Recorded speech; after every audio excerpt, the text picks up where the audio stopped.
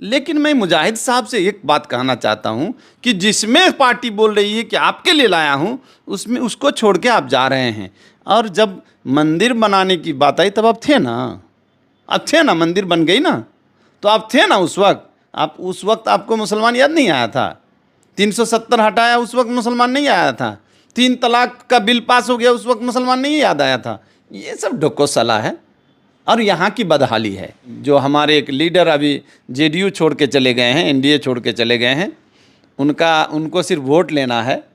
वो नहीं देखा कि हमारी पहचान जो बनी है वो जेडीयू से है और नीतीश कुमार से है। और नीतीश कुमार सरकार में थे, सरकार नीतीश कुमार की थी, तब बनी थी आपकी पहचान, नहीं तो आपकी कोई पहचान नहीं थी।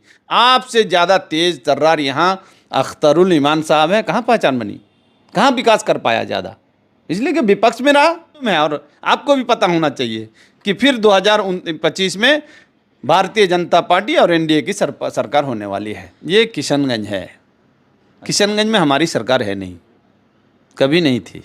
इलाके में अगर ठगा जा रहा है आदमी, पब्लिक ठगा जा रहा है, ईंटा में चोरी हो रही है, इंदिरा आवास में पैसा लिया जा रहा है, तो उस विधानसभा का मालिक विधायक है। किशनगंज के चारों सीट में से किसी सीट में भी चुनाव लड़ा दे, इंशाल्लाह मैं लड़ लूँगा और इस बार जीत के भी दिखाऊंगा। ने भी उठाया और मैं भी उठा रहा हूँ। ऐसा नहीं कि वही अकेले हैं, मैं भी उनके साथ हूँ कि जो ईंटा भट्टा वाला आज एक भी यानी लोगों से ठगता है, लोगों का, गरीबों का पैसा ठगता है और सरकार को भी ठगता है, तो ऐसे ठगने वालों को, ऐसे चोरी करने वालों पर नकेल कसने की ज़रूरत है। इससे बहुत लोगों को फ़ायदा होगा। आज आपको मालूम है कि हर पंचायत में लगभग 8,000 पंचायत बिहार में है, 8300 लगभग पंचायत बिहार में है, और हर पंचायत में 100, 150, 200 करके प्रधानमंत्री आवास आया है। और जिस ईंटा का कीमत 7,000, 8,000 होना चाहिए, और होना ही नहीं चाहिए, आपको मालूम होना चाहिए कि कुछ भट्टा वाला 7,000, 8,000 में बेच भी रहे हैं। कोचाधामन विधानसभा क्षेत्र जो सीमांचल में हमेशा से चर्चाओं में रहता है, कई एक कारण है। उनमें से एक कारण ये भी है कि कोचाधामन से ही अख्तरुल ईमान साहब खुद आते हैं, उसके अलावा मास्टर मुजाहिद साहब भी खुद आते हैं। एक तीसरा नाम जो सामाजिक कार्यकर्ता हैं, विधानसभा चुनाव लड़ चुके, अब्दुल रहमान जी हाँ, इस वक्त हमारे साथ हैं। हम उन्हीं के ज़ुबानी जानेंगे उनकी अब तक का सफ़र, सामाजिक जीवन के साथ साथ राजनीतिक जीवन के बारे में भी जानेंगे उन्हीं के ज़ुबानी। सबसे पहले आपका बहुत बहुत स्वागत है हमारे चैनल में। जी बहुत बहुत शुक्रिया, और आपके चैनल को देखने वाले को भी शुक्रिया। अब्दुल रहमान एक ऐसा नाम जो 2014 में विधानसभा का चुनाव लड़े और एक बड़ी पार्टी, देश की बड़ी पार्टी भारतीय जनता पार्टी ने टिकट दिया। लेकिन लोग जानना चाहते हैं आपके बारे में, आपके सामाजिक जीवन से लेकर के राजनीतिक जीवन अब तक का सफ़र। ये हम लोग एक मामूली परिवार से आते हैं और बचपन से ही राजनीति की शुरुआत जो है, बचपन से जब वोटर लिस्ट में नाम नहीं था तब से हमारे यहाँ के सीमांचल के गांधी तस्लीमुद्दीन साहब से जुड़ता है और हम उसके पीछे पीछे चलते थे। अल्हम्दुलिल्लाह उनसे कुछ सीखने को मिला। और 2006 में मैंने सरपंच का चुनाव लड़ा, 2011 में मुखिया का चुनाव लड़ा, 2011 के बाद 2014 में भारतीय जनता पार्टी जो आज हिंदुस्तान नहीं पूरे दुनिया की सबसे बड़ी पार्टी है, उससे चुनाव लड़ने का मौका मिला और अच्छा खासा वोट भी लाए, मुसलमानों ने भी मुझे वोट दिया। उसके बाद फिर 2015 में मैंने चुनाव लड़ा भारतीय जनता पार्टी से और 35,000 वोट मैंने ला, जिस वक्त अख्तरुल ईमान साहब भी मेरे खिलाफ़ चुनाव लड़ रहे थे, उसमें मुजाहिद साहब की जीत हुई थी। और उसके बाद अल्हम्दुलिल्लाह समाज से जुड़ा हुआ हूँ और ख़ास करके एक शेरशाबादी एसोसिएशन जो है, ऑल इंडिया शेरशाबादी एसोसिएशन एक सदस्य हूँ और किशनगंज ज़िला का ज़िला सचिव हूँ।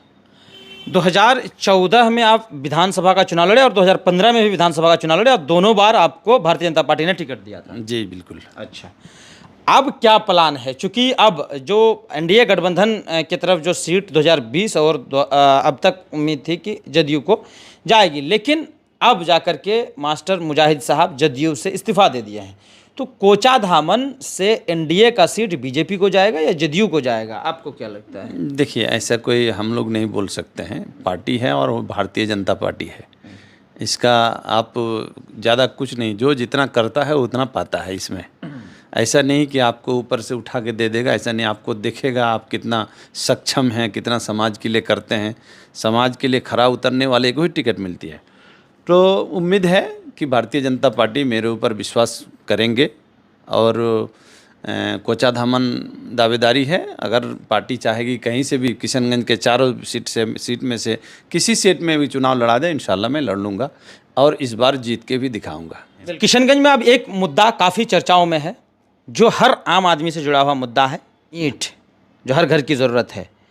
ईंट का मुद्दा, ईंट के रेट का मुद्दा अब जो है हर तरफ सुनने को मिल रहा है। आप क्या समझते हैं, इस चीज़ को कैसे देखते हैं? सिर्फ एक चुनावी मुद्दा है या फिर ये हकीकत में मतलब ज़मीन से जुड़े हुए लोगों का मुद्दा है? इसने भी उठाया और मैं भी उठा रहा हूँ। ऐसा नहीं कि वही अकेले हैं, मैं भी उनके साथ हूँ कि जो ईंटा भट्टा वाला आज एक भी यानी लोगों से ठगता है, लोगों का, गरीबों का पैसा ठगता है और सरकार को भी ठगता है। तो ऐसे ठगने वालों को, ऐसे चोरी करने वालों पर नकेल कसने की ज़रूरत है।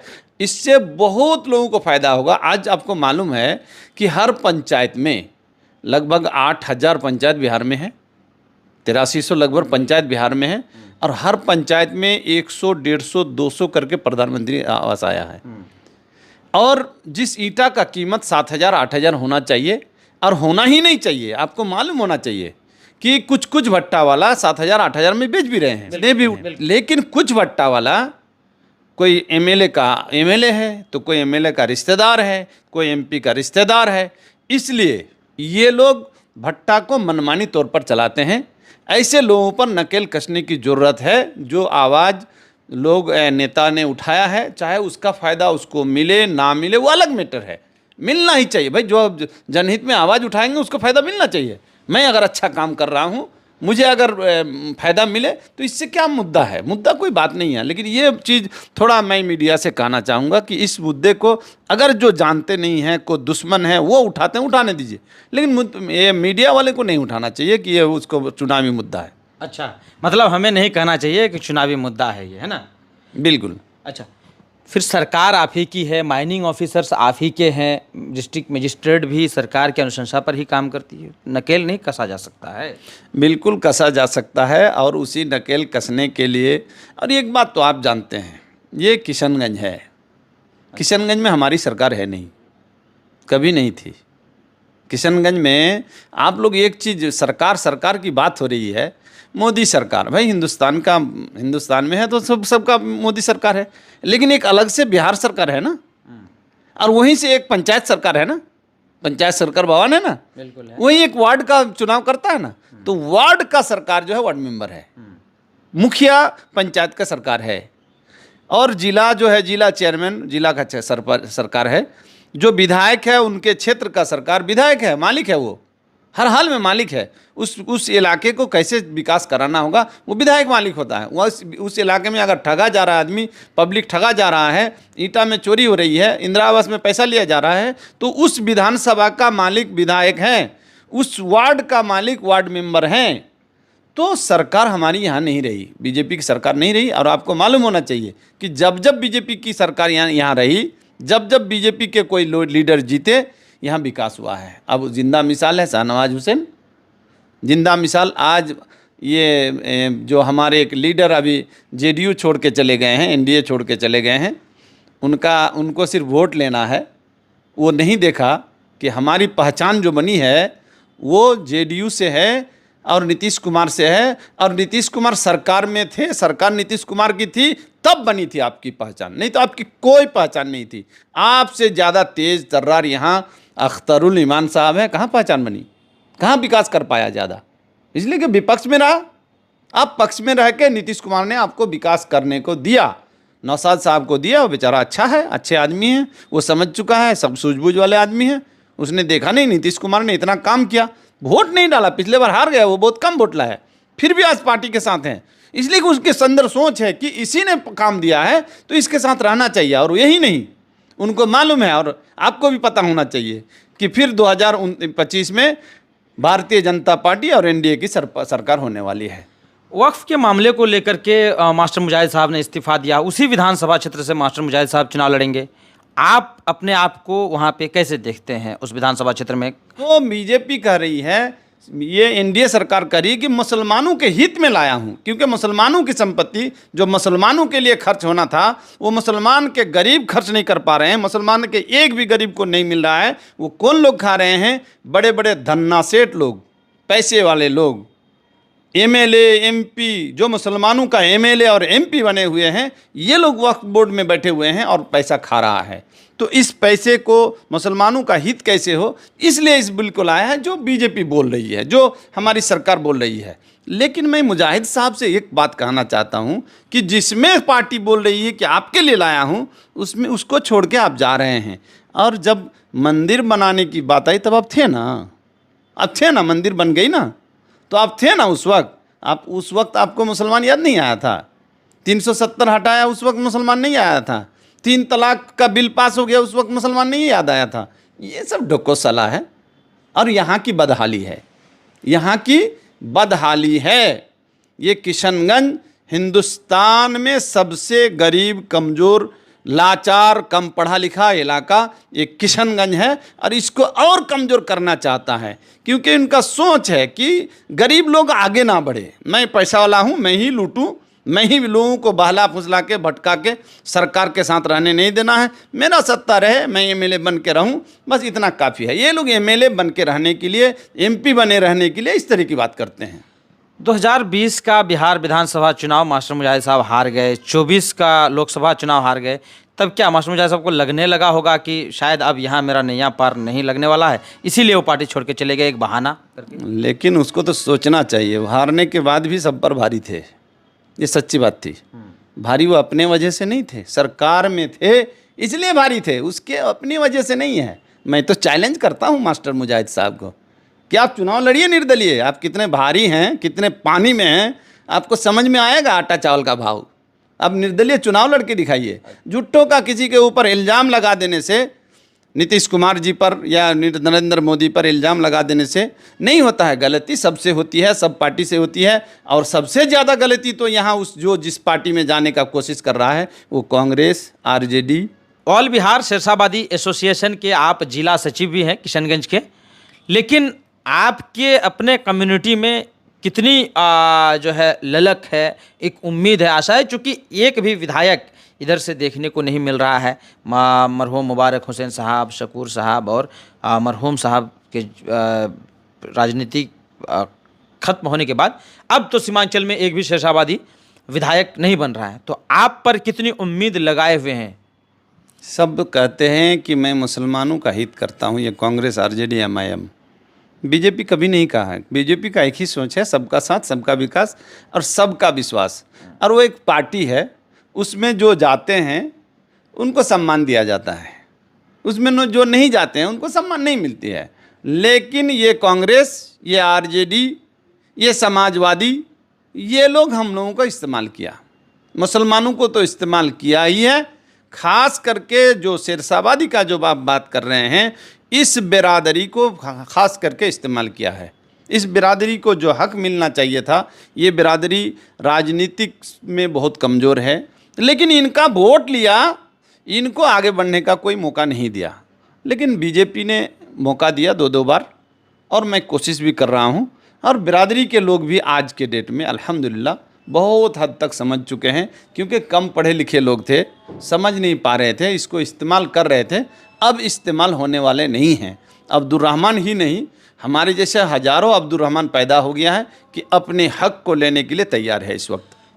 2015 और 2025 के चुनाव में आप क्या बदलाव करेंगे जिससे आपको कामयाबी मिलेगी इस बार? देखिए, कामयाबी मिलना तो अल्लाह ताला के हाथ में है, वो अल्लाह ताला जिसको कामयाब करेंगे कामयाब होंगे। लेकिन मैं यही समझा रहा हूँ लोगों को कि बिहार किस पिछड़ा था, इस वक्त बिहार पिछड़ा नहीं है। अल्हम्दुलिल्लाह बिहार के अंदर बहुत सब विकास हो चुका है। लेकिन किशनगंज कल भी पिछड़ा था, आज भी पिछड़ा है, और ख़ास करके हमारा शेरशाहबादी बिरादरी ये बहुत पिछड़ा है।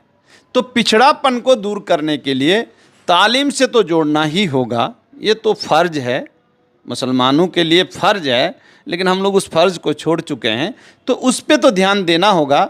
लेकिन राजनीतिक हिस्सेदारी भी लेने की ज़रूरत है। अगर आपकी राजनीतिक हिस्सेदारी नहीं है तो आपका कोई काम सुनने वाला कोई नहीं है।